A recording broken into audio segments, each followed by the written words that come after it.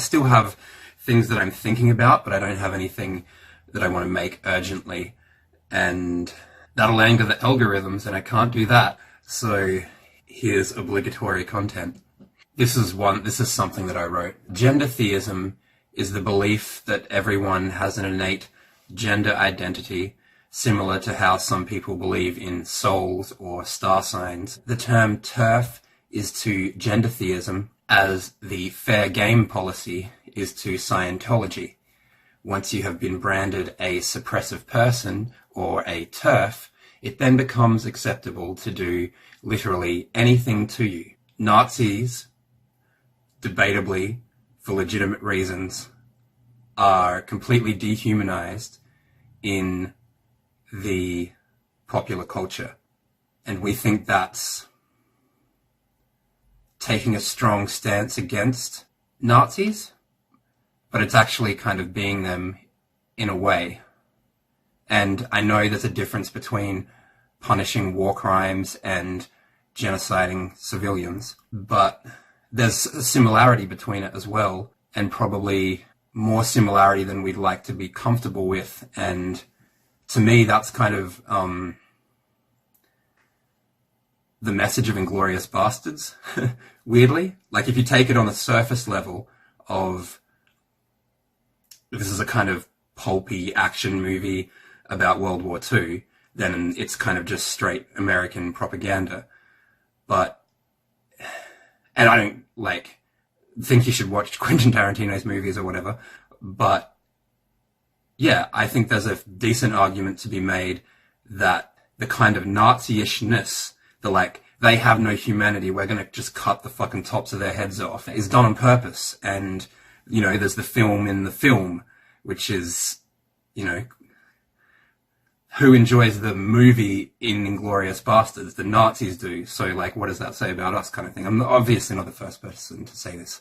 Anyway, whether or not you think Nazis have humanity, the idea that lesbians and radical feminists are somehow equivalent to National Socialists is fucking absurd.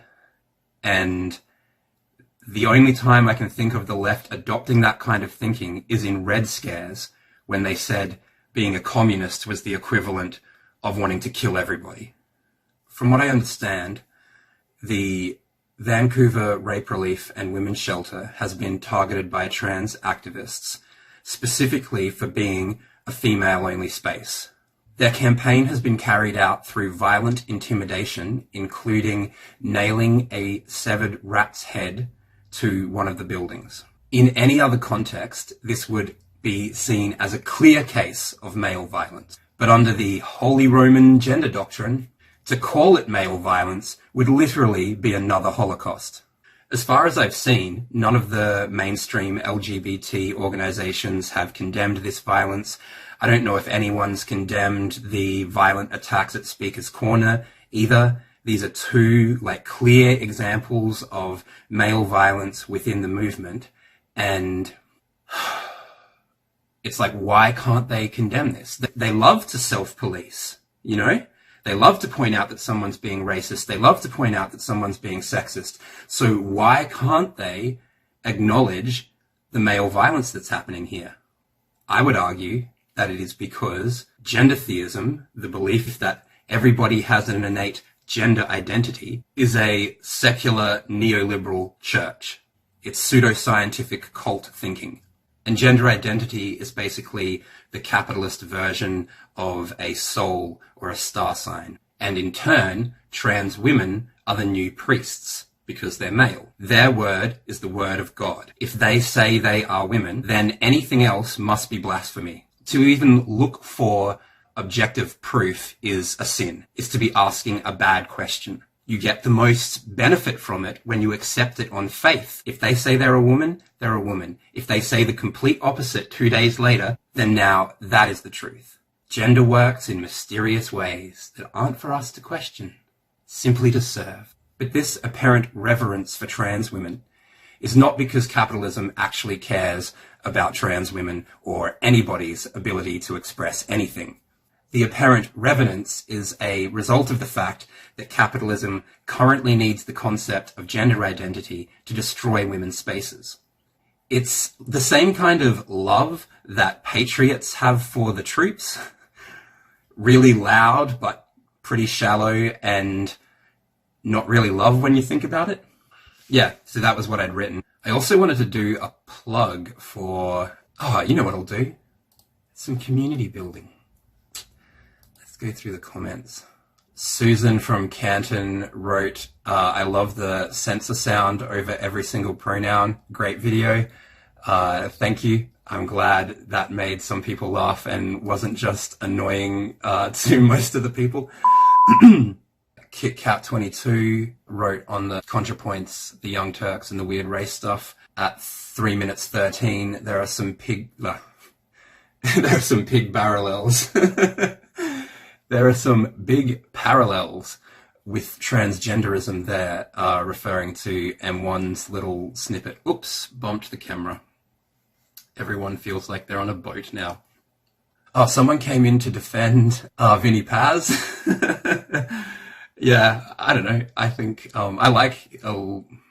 I haven't listened to heaps of it. I'm not going to pretend like I'm a big fan, but I've liked a lot of the stuff that I have listened to, and I've had periods where I'm listening to Vinnie Paz at the moment, which it's not about that.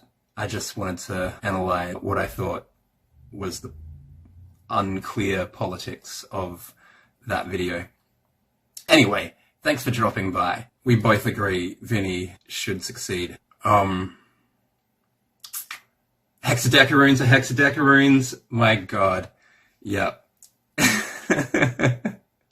That was from NCorp, who apparently has been watching since back in the day. So yeah, hello.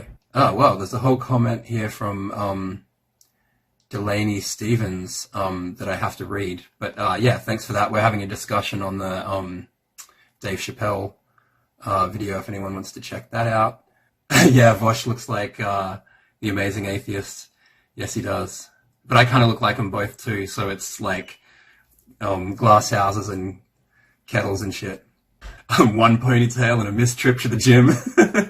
Away from TJism. Transhumanist Cult Awareness Network conversation on the Temple of ContraPoints video.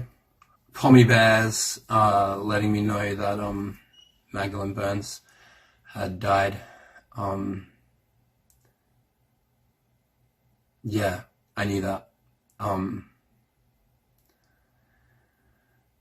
Yeah, what a champion.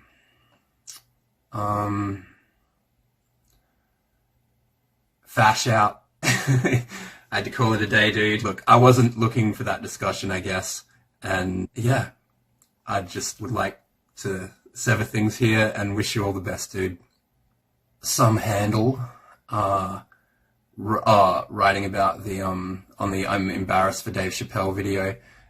This isn't a terrible joke. This is probably the most, agreeable section of the bit. I thought the whole thing was pretty spot on, and in particular the fucking the Q being at the window being like, I'm not even gay, I just want to get in the car.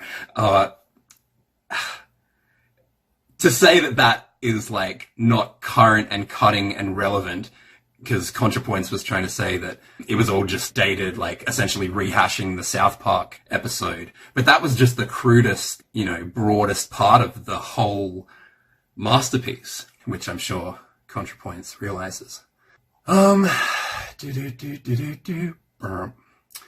Jonquil Jones, appreciating, showing some love. Someone asked, can you list the sources for the clips that you use? Thanks. And then when I did, that video got flagged for copyright, whatever. So I don't know whether that was a coincidence or whether I was set up. But most of my videos have copyright things on them. A legume of one's own, helping me out and teaching me how to use YouTube in even a rudimentary manner. Thank you very much. Cosmic Dancer, loving the Marxist edits.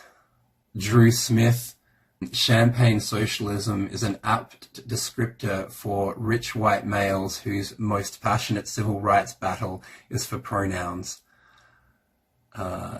True. I should check out your channel. Oh, you don't really have a channel. Welcome. No meme. Giving some shit to Vosh. Yeah, anyway, that's enough. Hi to everyone who has commented, and hi to the new subscribers that I've gotten. There's sort of been a little uptake in the amount of views that the channel has been getting. I think I've sort of got a bit of a snowball happening. Lovebirds, take it easy, okay? I want to talk about resistance tactics, resistance strategies, particularly along the lines of things like sit-down strikes, because that's such a powerful, essentially what Boots was saying, unless we have a base of economic power from which to operate, then none of our organizing is going to mean anything.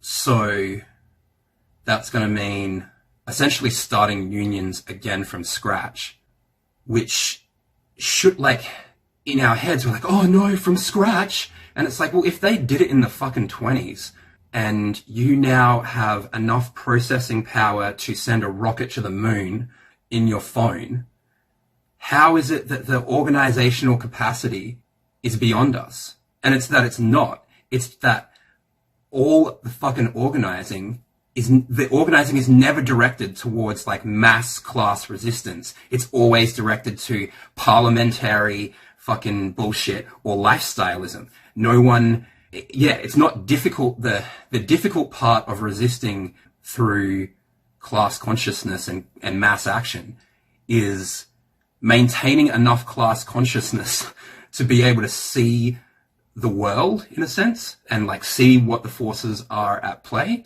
Because, yeah, the dominant ideology is, it's not like a, you know, we talk about cults, and there's definitely cultish behavior in the wokeness, but beyond a cult, it's how ideology works. It's all ways of thinking, in a sense, sort of assume their own omnipotence a little bit.